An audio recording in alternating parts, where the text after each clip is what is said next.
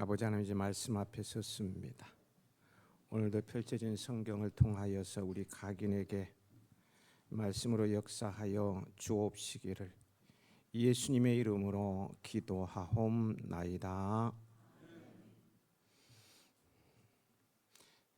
어제 잔치국수랑 영화대회는 성황리에 은혜 가운데 마칠 수 있었습니다. 장안에 소문난 잔치국수는 최고의 맛이었습니다. 먹고 가시는 분들이 엄지척척하면 너무 맛있었다고 말씀들을 하셨습니다. 그래서 어제 못 드신 분들을 위해서 오늘 점심을 잔치국수 마련했습니다. 꼭 드셔보세요. 최고의 맛일 겁니다. 짜임새 있게 섬겨주신 모든 분들에게 감사드리고요. 그리스도의 사랑을 전하고 나누는 풍성한 천국 잔치였다, 이렇게 말씀드릴 수 있을 것 같습니다. 여러분, 미래는요 준비하는 사람의 것입니다. 세상은 빠르게 변화하고 있으며 이러한 변화 속에서 미래를 준비하는 사람과 그렇지 않는 사람의 차이는 시간이 지나갈수록 더욱 커집니다. 심리학자인 나폴레온 힐은 현대인을 괴롭히는 두려움의 원인을 약 7가지로 밝혔는데요. 여러분에게는 뭐가 해당되는지 한번 체크를 해보시겠어요? 경제적인 두려움, 실패에 대한 두려움, 질병에 대한 두려움, 사랑 상실에 대한 두려움, 노쇠에 대한 두려움, 자유를 잃어버릴 것에 대한 두려움, 죽음에 대한 두려움이 그것입니다.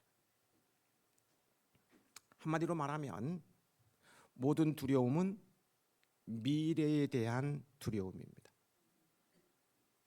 그런데 미래는 준비한 사람들에게만 기회를 줍니다. 미래에 맞이할 종말도 마찬가지입니다.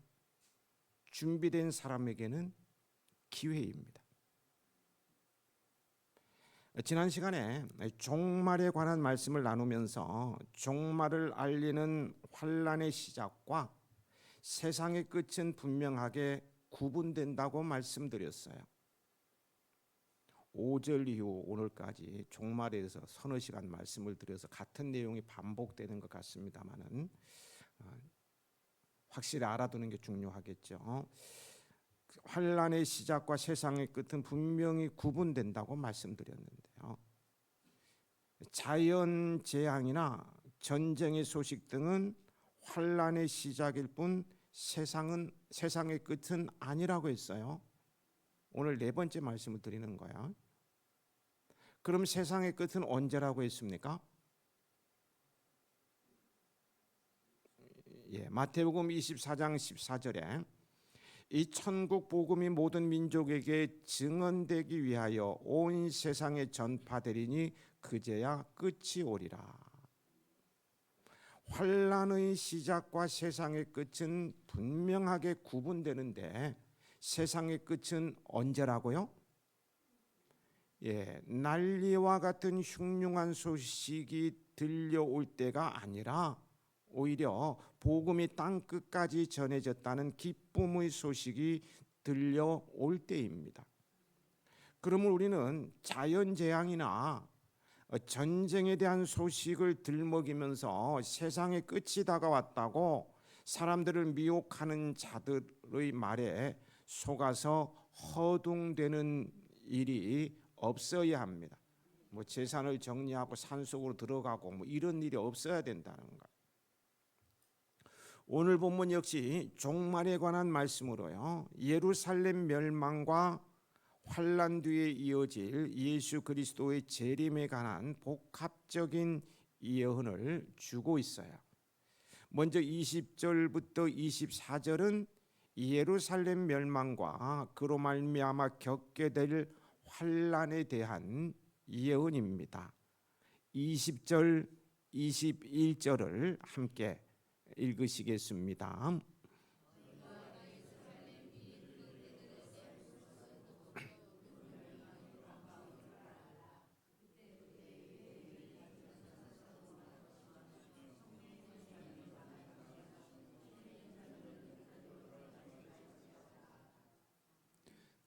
산으로 도망가라는 이러한 예수님의 권고는 유대인들 그들이 볼 때는 납득하기 어려운 말씀이었어요. 그들은 예루살렘 성안은 안전하다고 생각했기 때문입니다.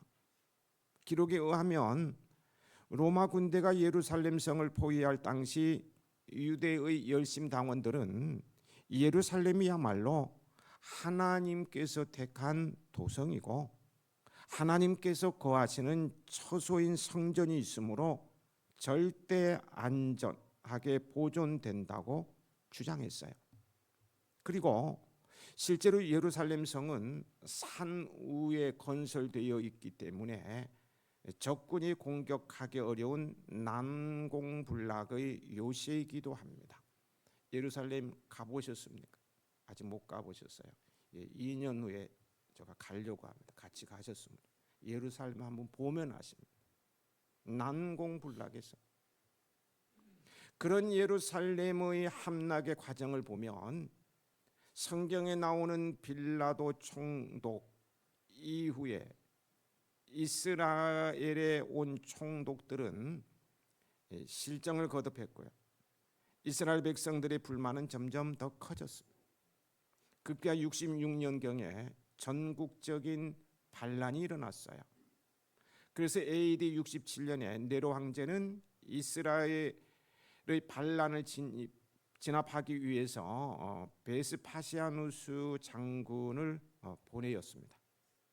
하지만 이스라엘 백성의 강한 저항과 험한 지형 구조로 인해서 예루살렘을 정복하기가 쉽지 않았어요.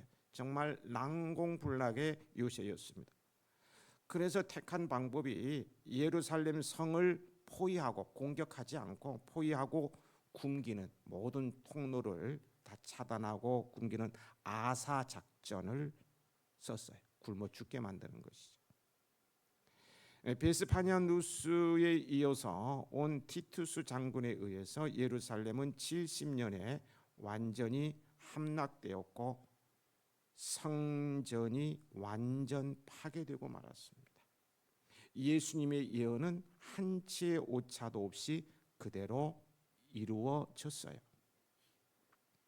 그리고 성내에 남아있는 유대인들은 대부분 로마 군대에 의해서 학살되고 말았어요. 유대 역사가 요세푸스는요 이때 110만, 지금도 110만인데요. 어마어마한 숫자죠. 110만 명이 예루살렘은 안전하다고 다 몰려들었는데 다 학살당하고요. 10만여 명이 포로가 되었다. 유대 전쟁사에 적고 있습니다. 반면 예수님의 권고 산으로 도망가라 듣는 사람이 불과 얼마 안 됐어요. 그 권고를 따라서 데가볼리 지방에 있던 천연 요새 펠라로 피신했던 그리스도인, 많은 숫자는 아니지만 그리스도인은 모두가 생명을 건졌다고 합니다. 다 건져서 한 사람도 죽지 않았어요. 이러한 사실이 교훈하는 것이 무엇입니까? 오직 길이요 진리요 생명이 되시는 예수님의 말씀을 따르는 것만이 생명을 구원하는 유일한 길입니다. 그 말씀이 아무리 세상 사람 보기에 어리석은 것 같아도 말이에요. 그리고 이를 반대로 해석하면요, 세상이 보기에 아무리 지혜로운 것처럼 보여도 하나님 말씀에 어긋난다면 이는 반드시 사망과 파멸의 길이 되고 맙니다. 그러므로 우리는 세상 사람들이 가는 길이 아무리 지혜롭고 바른 길처럼 보인다 해도요, 말씀과 진리에 어긋나면 단호히 버리고 오직 말씀만을 따라가야 합니다. 그 길이 좁은 길이라 할지라도요, 그 길을 가야 됩니다. 마침내 구원과 영광에 이르게 될 것입니다. 이스라엘 백성들이 겪을 고난에 대해서 말씀하시던 예수님께서는 거기 23절에 이런 말씀을 덧붙이셨는데요. 같이 읽어보실까요? 그 날에는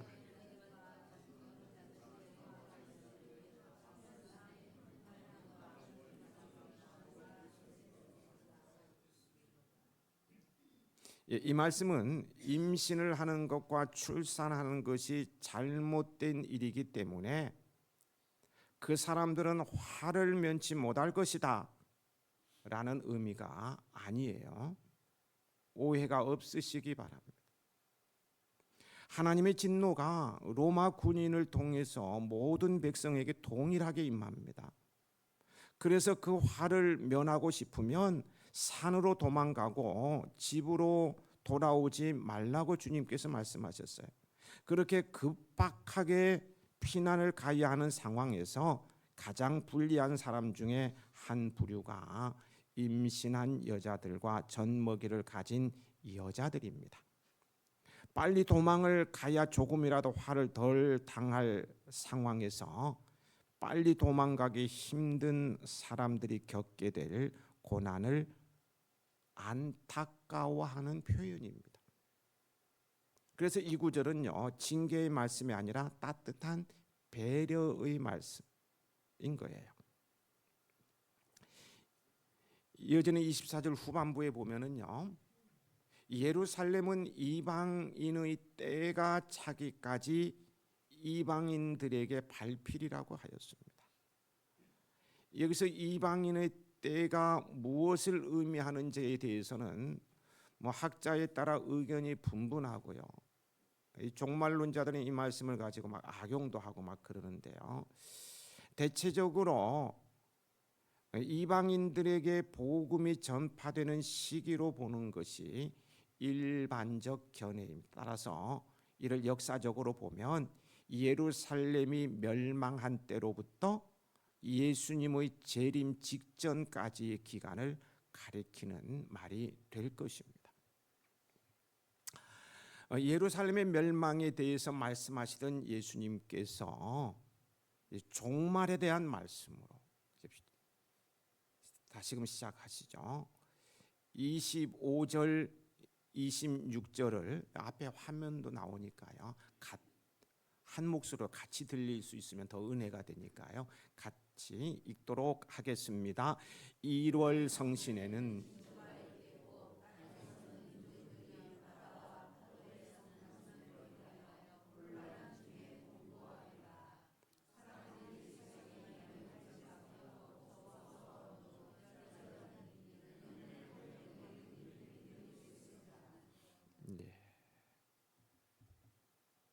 이러한 일이 일어난다면 전대미문의 엄청난 사건이 아닐 수 없어요. 해와 달과 별들이 하늘에서 막 흔들리고요, 어떤 뚜렷한 징조가 나타나는 이러한 현상에 대해 우리 믿는 사람들은 이것이 마지막 징조라는 사실을 오늘 성경을 통해서 알고 있기 때문에 의연하게 대처할 수 있지만요, 그 사실을 모르는 세상 사람들은 예수님의 말씀처럼 혼란을 느끼며 태양이 이상해지고 달이 이상해지고 별이 흔들리고 하면 얼마나 충격이겠어요.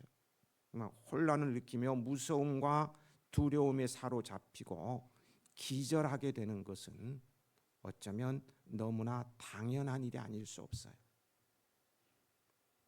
여러분, 이러한 상황이 예수님께서 말씀하신 대로 이러한 상황이 실제 벌어져서 사람들이 무서움과 두려움에 사로잡히고 기절하는 등의 일이 벌어졌을 때 이에 대한 의미를 밝혀주고 설명해 줄 수 있는 사람은 오직 우리 성도들밖에 없다는 사실을 우리는 사명감으로 받아들여야 합니다. 아멘이신가요? 사명감으로 받아들여야 돼요. 우리만이 알 수 있는 거니까, 세상 사람 모르니까. 전대미문의 이러한 현상에 대해 이는 단순한 어떤 자연적인 현상이 아니라 마지막을 알리는 하나님의 징조라는 궁극적인 의미를 세상에 알려줄 자는 성경으로 계시를 받은 우리 성도들밖에 없는 것입니다. 따라서 우리는 어떻게 해야 하겠습니까? 우리는 마지막에 가까울수록 더욱 말씀을 깊이 공부하고 깨어 기도함으로써 이러한 사명을 감당할 준비를 해야 합니다. 그래야 세상 사람들이 이러한 전대미문의 징조로 말미암아 두려움과 혼란에 빠졌을 때 올바른 의미와 사람들이 나아갈 바른 길을 제시하는 마지막 때의 선지자들로 쓰임 받아야 합니다. 여러분들은 세상이 완전히 멸망하는 그 순간까지 영혼을 구원하는 일에 최선의 노력을 다하시기 바랍니다. 세상 마지막 때의 이 전대미문의 징조는 사람들을 예수님께로 인도할 수 있는 마지막 기회입니다. 마지막 기회예요. 큰 상급이 있을 것입니다. 28절을 보면 이런 일이 되기를 시작하거든 일어나 머리를 들라고 하였어요. 하늘과 땅에서 무서운 사건과 징조들이 일어나는 것을 보거든 일어나 머리를 들라는 거예요. 여기 일어나 머리를 들라는 것은 눈을 들어 다가올 미래를 바라보라는 것입니다. 다가올 미래란 무엇입니까? 27절입니다. 같이 읽겠습니다.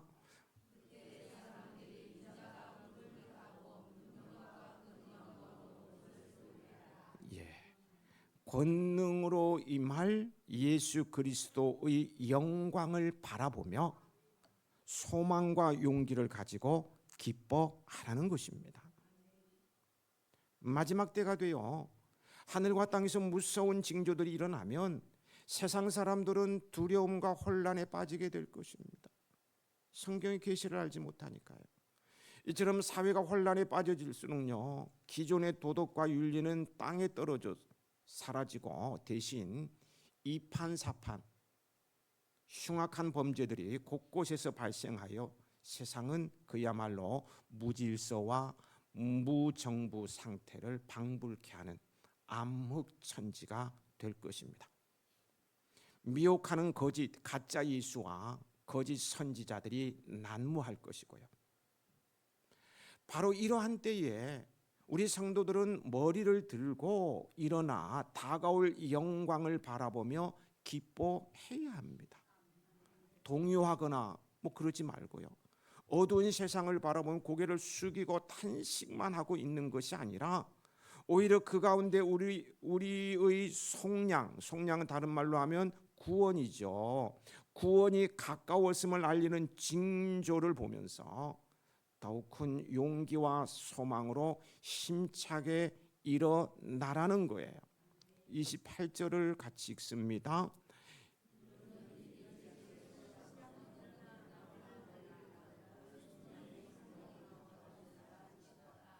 구원이 가까웠으니 일어나라는 것입니다.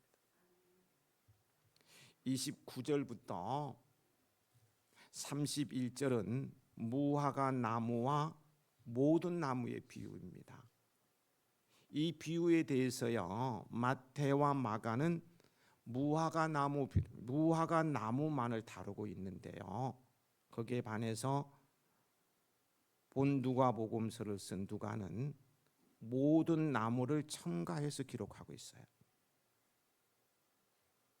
이는 마태와 마가의 기록으로 볼 때 무화과 나무만 언급되었기 때문에 이 비유를 유대인에게 제한해서 해석할 오류가 발생될 수 있습니다.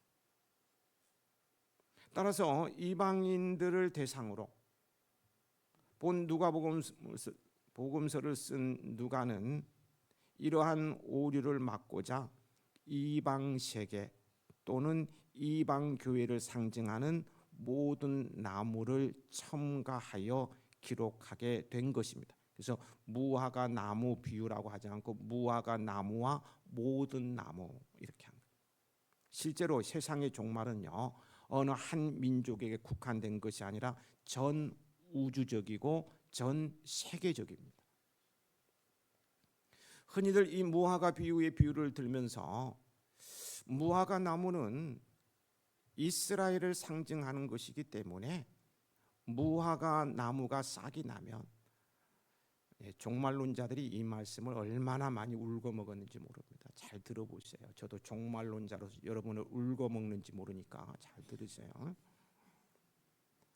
흔히들 이 무화과 나무의 비유를 들면서요, 무화과 나무는 이스라엘을 상징하는 것이기 때문에 무화과 나무가 싹이 나면 이건 뭘 말하는 거예요? 독립입니다. 2000년 동안 나라 없이 방황하던 이스라엘이 독립하면, 회복이 되면 여름이 가까운 줄 알고, 31절에요. 여름이 그리스도의 오심을 말하는, 이렇게 해석하는 거예요. 무화과 나무가 싹이 나면, 이스라엘이 독립하면 여름, 그리스도가 오심을 가까운 줄 알라, 이렇게 해석하는 거예요. 그러면서요, 이 세대가 지나가기 전에 모든 일이 다 이루어지리라는, 그게 32절의 말씀은 이스라엘 독립 당시, 이스라엘 독립 언제 했습니까? 우리나라 독립일도 모르는데 어떻게 이스라엘까지 알아, 그죠? 남의 나라 1948년입니다. 우리나라는 언제입니까? 1948년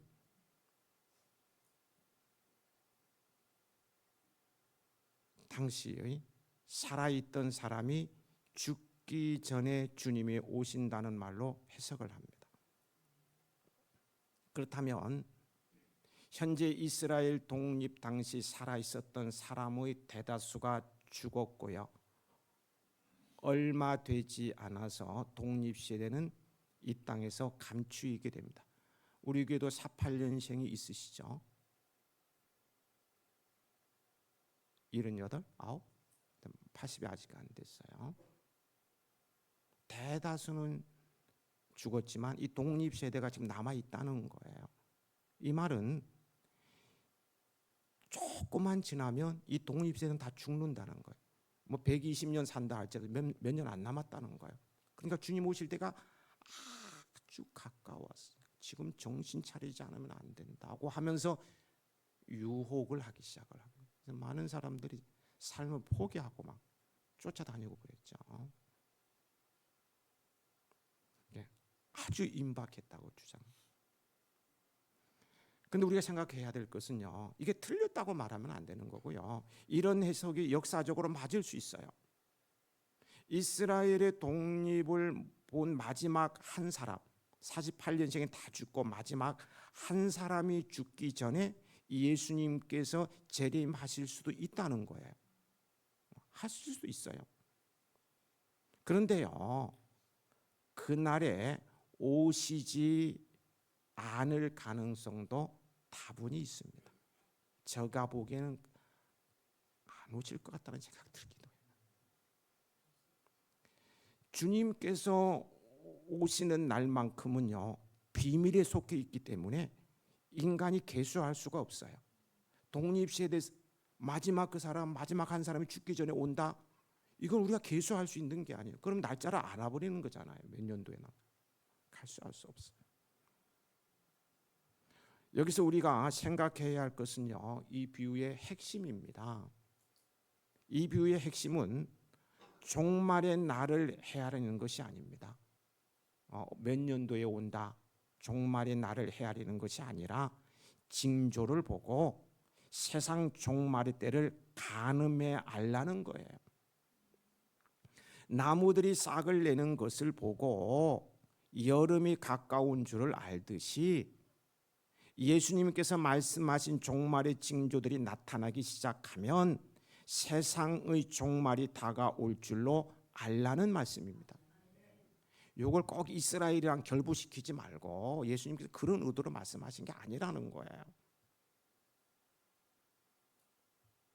그렇습니다. 우리는요, 역사적 종말의 정확한 시점을 알 수 없어요. 알 수 없지만 각종 징조들을 보고 그때를 가늠함으로 종말을 대비해야 합니다. 마지막 때가 가까우고 있구나 하고 대비를 해야 된다. 그날은 예수님도 모르신다고 했어요. 우리 모르는 거예요. 33절은요,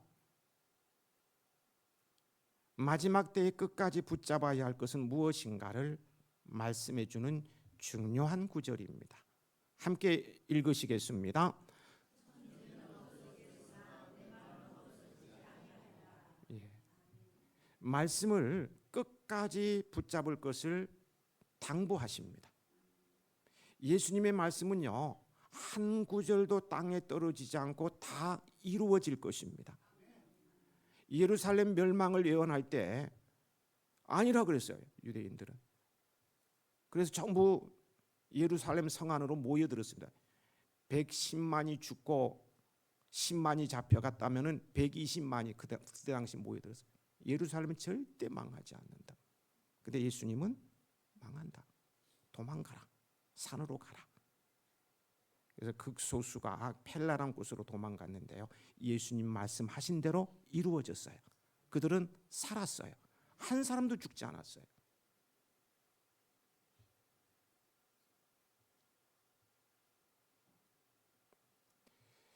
날씨와 계절, 요즘 날씨가 계절이 막 바뀌는 것 같아요.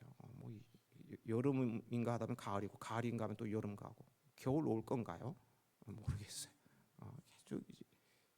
날씨와 계절, 사람과 자연, 하늘과 땅이 모두 변한다 해도요, 예수님의 입에서 나온 말씀은 영원합니다. 영원해. 절대 변하지 않습니다. 이 말씀을 붙잡으시기 바랍니다.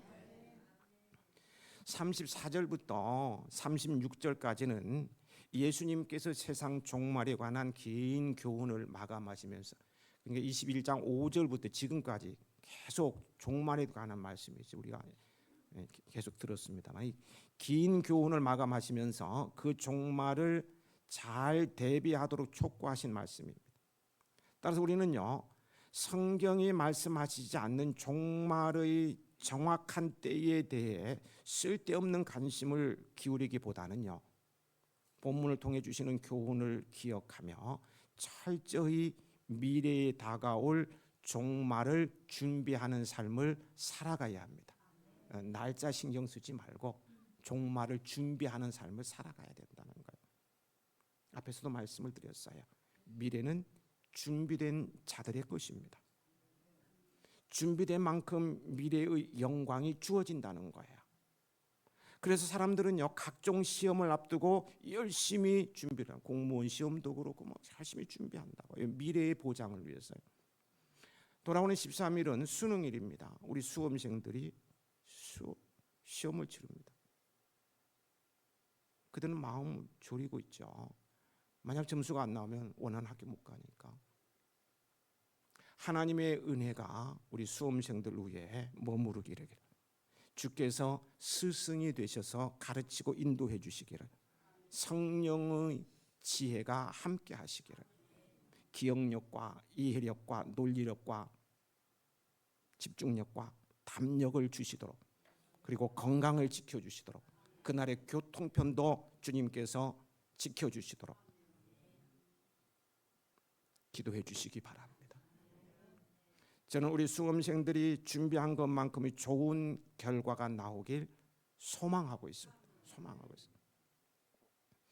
또 시험도 그렇고요. 결혼을 앞둔 예비 신랑 신부들은 결혼식에 필요한 각종 준비는 물론요, 결혼 생활을 위해서도 열심히 준비합니다. 뿐만 아니라 그 이후 출산을 앞두면 임산부들은 출산을 위한 준비와 함께 새로 태어날 아기를 위해서 각종 옷과 육아용품까지 준비하느라고 아주 여념이 없어요. 그래서 첫 아이가 임신한 가정에 가보면요, 아이 방이 휘황찬란합니다. 없는 게 없습니다. 다 준비해 놨어요. 이처럼 모든 것을 준비하며 살아가는 우리의 인생들은 거기서 머물지 않죠. 심지어는 죽을 때조차 준비를 하고 죽습니다. 그래서 유언을 남기기도 하고요, 죽기 전에 미리 수의를 장만하기도 해서, 요즘도 하는가요? 예전에는 몇 자리까지 봐. 나 죽으면 저기 묻더라. 요즘은 화장을 합니다. 화장 후에 어디에 안장할 건지 다 알아요. 묘자를 준비하는 거라 볼 수도 있겠죠. 그렇다면 생각해 보십시오. 인생의 작은 시험을 위해서도 밤을 새며, 수험생들은 3년, 중학교 보면 7년 준비하고요. 공무원 시험 뭐 13번 떨어졌다는 분도 계시대요. 준비하는데 영원한 심판을 앞둔 우리가 준비가 없어서야 되겠습니까?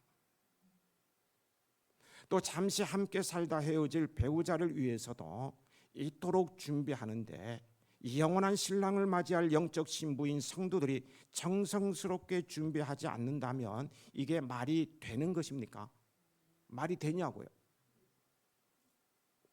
또한 잠시 묻힐 묘자리까지 미리 준비하면서 수의를 준비하고 나는 어디에 안장시켜달라고 말도 하면서 영원히 살 천국에 대한 아무런 준비가 없다면 장차 무슨 낯으로 하나님을 배울 수 있겠습니까? 배우도 낯짝이 있지. 무슨 낯으로 주님 앞에 서겠느냐는 거. 여러분들은 이 땅에 살아가면서 땅 위의 각종 일에 대해서도 준비해야 하지만, 준비해야 됩니다. 하십니다. 준비해야지만 무엇보다도 장차 있을 주님의 재림과 영원한 천국을 위해 성실히 준비하며 살아가는 성도들이 되시길 바랍니다. 준비된 자만이 주님 오실 때에 당황하거나 곤혹을 치르지 않고요, 주님의 칭찬과 함께 하나님의 영광에 참여하는 자랑스럽고 복된 성도가 될 것입니다. 34절부터 36절은 준비된 자의 자세를 말합니다. 준비된 자가 하루하루를 어떻게 살아가야 하는가. 34절에서 36절이라 그랬습니다. 같이 읽어 보시겠습니다.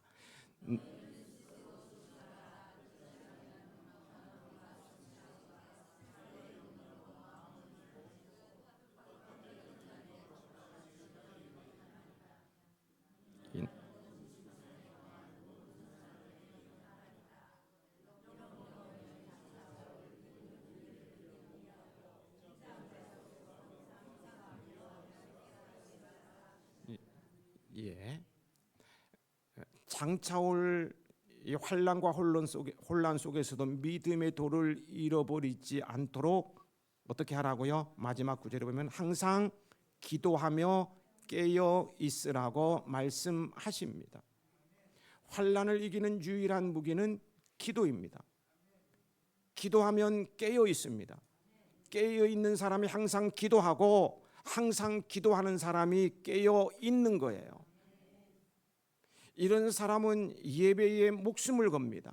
예배 안에는 기도 말씀이 있으니까. 이런 사람이 말씀을 붙잡고 끝끝내 인내하며 승리할 수 있는 거예요. 마지막 때에 말씀과 기도 외에 사탄을 이길 수 있는 것은 아무것도 없어요. 오늘 여러분 주보를 보면은요, 지난 주간에 장례를 2건이나 치렀습니다마는 죽음은요 누구에게나 찾아오는 거예요. 죽음 후 영원한 미래를 준비하는 사람은 말씀을 붙잡고 기도하며 깨어 있는 사람입니다. 말씀과 기도로 깨어 있는 여러분이 되시길 축복합니다. 축복합니다. 앤드루 존슨 대통령은 링컨에 이어 미국 제17대 대통령직을 승계한 남북 승계에서요, 남북 전쟁으로 갈라진 미국을 하나로 통합한 위대한 지도자입니다. 그의 가장 큰 업적은 알래스카를 단돈 720만 달러, 한국 돈으로 하면 85억 5천만 원. 그 큰 덩어리를 85억 5천만 원에 사. 이건 뭘 주고 산 겁니까? 껌값. 네, 껌값이에요. 껌값. 정말로 껌값 주고 산 거예요. 그래서 러시아도 매입했습니다. 사람들은 왜 쓸데없는 얼음덩이 땅을 사느냐고 난리법석을 피워서 국회는 국회, 국민들은 국민도로. 그러나 그는요, 알래스카의 미래를 본 것입니다. 결국 러시아는 천주한이 된 거죠. 안방을 내어준 것이 되어버렸고요. 미국은 안보와 자원을 동시에 얻게 되었습니다. 3살 때 아버지를 잃고 14살에 양복점 점원이 되었습니다. 18살에 구두 수성공 딸과 결혼할 때까지 그는 공부라는 것을 해본 적이 없었어요. 그런 그가 아내의 인도로 교회에 출석하면서 열심히 글을 배우고 책을 읽더니 40 불혹의 나이죠. 40대는 달변가와 명필가가 되어서 미국 지도자로 우뚝 서게 된 것입니다. 그는 못 배우고 가난했던 어린 시절을 기억하는 대신 지난날의 과거의 아픈 걸 탄식하며 누구 원망하고 그러는 대신에 하나님께서 준비하신 미래를 바라보았어요. 대통령직도 알래스카도 그가 바라본 미래 속에 이미 있었습니다. 미래는 가장 소중한 자산입니다. 그러나 미래는 준비하는 자의 몫입니다. 성공한 사람들의 공통점은 꿈과 비전을 가슴에 품고 있다는 거예요. 과거에 매이지 않습니다. 여러분들도 꿈과 비전을 가슴에 품고 계신가요? 예. 단기적으로는 올해 안에 이루고자 하는 꿈도 있을 것이고요. 평생에 이루기를 원하는 꿈도 있을 것이고, 마지막을 아름답게 마무리하고 싶은 꿈도 있을 것이고요. 자녀들을 통해 성취되기를 원하는 소원도 있을 것입니다. 그 꿈과 비전들이 다 이루어지길 저는 소망하며 축복합니다. 더 나아가 깨어 기도함으로 영원한 미래를 준비하시기 바랍니다. 믿음이란 이렇게 정의할 수 있을 것입니다. 미래를 바라보고 미래에 투자하고 미래를 붙드는 것이다. 이런 믿음의 성도들이 되시길 축복합니다. 미래를 준비한다. 에 맞는 사자성어는 유비무환일 것입니다. 직역을 하면 미리 준비가 되어 있으면 근심할 것이 없다입니다. 그렇습니다. 미리 준비되어 있으면 걱정할 것이 없어요. 남들이 걱정하고 난리와 난리의 소문이 나도 유유자적할 수 있어요. 미래를 위해 미리 준비된 유비무환의 성도가 되시기 바랍니다. 저는 유비무환을 이렇게 이해하고 싶습니다. 제가 남기는 명언이 될런지도 모르겠습니다. 유비무환을 이렇게 이해하고 싶습니다. 지금 준비하는 사람이 미래를 바꾼다. 기도하시겠습니다. 아버지 하나님, 마지막 때를